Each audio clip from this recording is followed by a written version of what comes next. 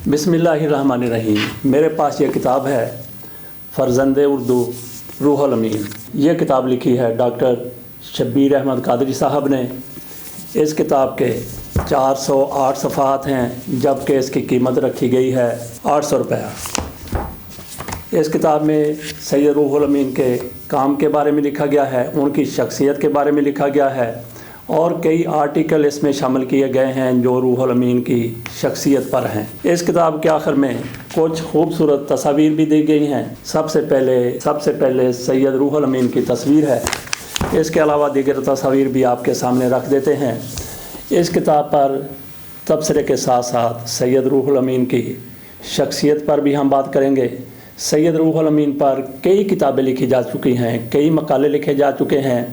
उन पर पीएचडी करने की भी कुछ अफराद की तरफ से कोशिश की गई, लेकिन वो पीएचडी क्यों नहीं हो सकी, उस हवाले से भी बात करेंगे। फ़र्ज़ंदे उर्दू पर जो अहम आर्टिकल लिखे गए हैं, उनमें से एक साबिक़ chief justice Pakistan just retired Irshad Hasan Khan साहब का भी आर्टिकल है। जस्टिस इरशाद हसन खान साहब ने जो कुछ इस किताब के बारे में लिखा है और रूहुल अमीन के बारे में लिखा है, उस पर थोड़ी सी हम बात कर लेते हैं। थोड़ा सा मैं आपको वो पढ़ के सुना देता हूँ। खुश आइंद अमर यह है कि ऐसे मुहिब्बे वतन शायर की कमी नहीं, जिन्होंने कौमी ज़ुबान उर्दू के नफाज के लिए ज़िंदगियाँ वक़फ़ कर दी। बाबा उर्दू मौलवी अब्दुल हक से शुरू होने वाला ये जहाद आज भी जारी है और सैयद रूहुल अमीन इसी सिलसिले की एक मुनफरिद कड़ी हैं। उर्दू के हवाले से सैयद रूहुल अमीन एक तवाना आवाज़ हैं। आप इस मौजू पर 15 वकी किताबों के मुसन्नफ़ हैं। उनकी उर्दू की खिदमात का शाहीर उर्दू ने भी उनकी उर्दू की खिदमात का एतराफ़ बड़ी फ़राख दिली से किया है। ये तो हो गया एक छोटा सा इक़्तिबास इरशाद हसन खान साहब का सैयद रूहुल अमीन के बारे में और उनकी किताब फ़र्ज़ंदे उर्दू के बारे में। अब हम बात कर लेते हैं कर्नल नदीम अहमद कादरी साहब की। उन्होंने भी सैयद रूहुल अमीन की शख्सियत के बारे में जो कुछ लिखा है, ज़रा एक इक़्तिबास उसका भी आपके मैं सामने रखता हूँ। सैयद नदीम कादरी तमगा इम्तियाज़ वो अपने आर्टिकल में लिखते हैं, 16 अप्रैल 2022 मेरा एक इंतहाई मसरूफ़ दिन था। अदीमुल फुर्सती मेरा हमेशा का मसला रहा है। मैं दफ्तर में अपने काम तेज़ी से निपटाने में मसरूफ़ था। मेरे नायब कासद ने मुझे इतला दी कि सियालकोट से आए एक साहब आपसे मिलना चाहते हैं। मैंने उनसे कहा कि मेरा तो किसी से मिलने का कोई प्रोग्राम नहीं है। बहरहाल ये ख्याल करते हुए कि इतनी दूर सियालकोट से आए हैं, न जाने क्या मकसद होगा, मैंने नायब कासद से कहा कि पूछो कौन साहब हैं, और कहा कि उन्हें कह दें कि मेरे पास बस 2-4 मिनट ही होंगे।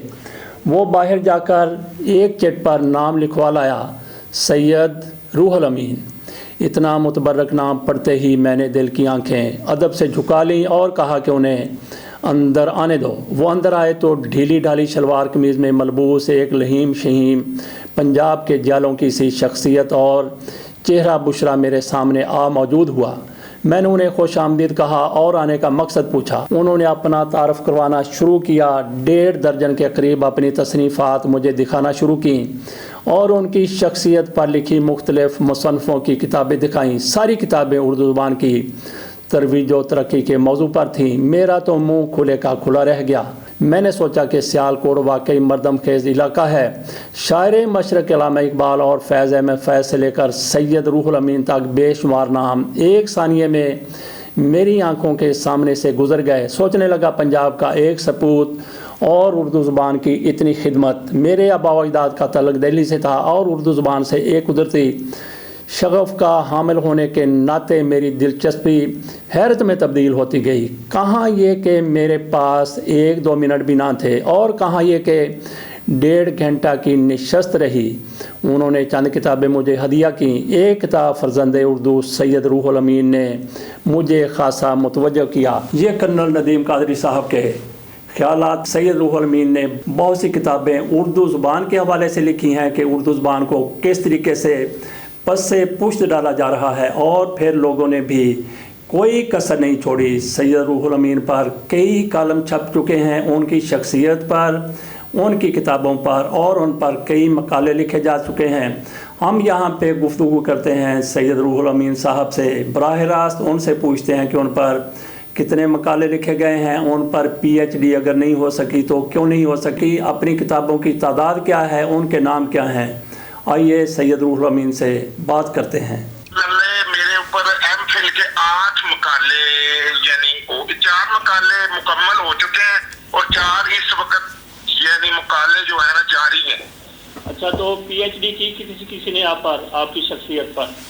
نہیں، پی ایچ ڈی اصل میں نا یہ پاکستان میں ہے نا یعنی قانون ہے کہ زندہ بندے بنا پی ایچ ڈی نہیں ہو سکتی۔ ٹھیک ہے، ہاں جی، اس لیے یعنی ایم فل میرے بارے مقالے 8 مقالے یعنی ہو چکے ہیں۔ اچھا، تو آپ نے خود کتنی کتابیں لکھی ہیں؟ میں نے خود جناب لکھی ہیں 15 کتابیں۔ 15 میں سے کسی کا جو آپ کو زبان یاد آ رہی ہیں وہ ذرا نام بتا دیں ان سے۔ تو ہاں جی، ایک ہے جی 5 دریا۔ اچھا جی، اردو ہے جس کا نام۔ اچھا جی، اردو ایک نام محبت کا۔ جی 3 ہو گئی۔ ہاں جی، اردو لسانیات کے زاویے۔ اچھا جی، اردو کے لسانی مسائل۔ اچھا جی، اقبال شاعری اور فکر و مقام۔ جی، اقبال فکر و فن۔ اچھا جی، برسر مطلب۔ اچھا جی، ہماری اردو ہمارا پاکستان۔ اچھا جی، اردو جو نہیں تو کچھ بھی نہیں۔ ٹھیک ہے، اردو تاریخ و مسائل۔ ٹھیک ہے، طیف نظر۔ جی ٹھیک ہے، چلیں ٹھیک ہو گیا جی۔ وہ ہم یہ تو دعا کریں گے کہ آپ پر پی ایچ ڈی ہو جائے، لیکن ایسا قانون بن جائے کہ جو بندہ زندہ ہو اس پر بھی پی ایچ ڈی ہو سکے۔ اچھا نہیں، انہوں نے ویسے نا قانون بنا دیا ہے، لیکن وہ کہتے ہیں کہ جس کی ایج 70 سال ہو اس کے اوپر پی ایچ ڈی ہو سکتی ہے۔ اچھا، میرے اوپر جو 5 کتابیں لکھی جا چکی ہیں، کتابیں سپاس۔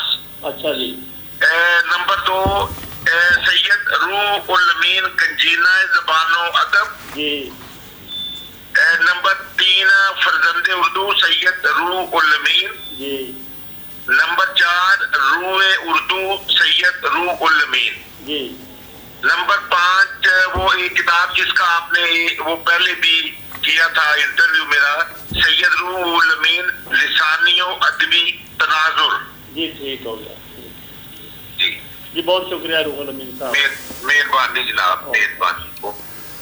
جی، آپ نے روح الامین صاحب کی زبانی سن لیا کہ ان پر کتنی کتابیں لکھی جا چکی ہیں، کتنے مقالے لکھے جا چکے ہیں اور ان پر پی ایچ ڈی کب ہو سکتی ہے۔ بات ہم نے شروع کی تھی فرزند اردو کتاب سے۔ فرزند اردو کتاب جو ڈاکٹر شبیر احمد قادری صاحب نے لکھی ہے، یہ آپ کو کتاب دستیاب ہو سکتی ہے عزت اکیڈمی گجرات سے۔ اس کے ساتھ اجازت دیجیے، اللہ حافظ۔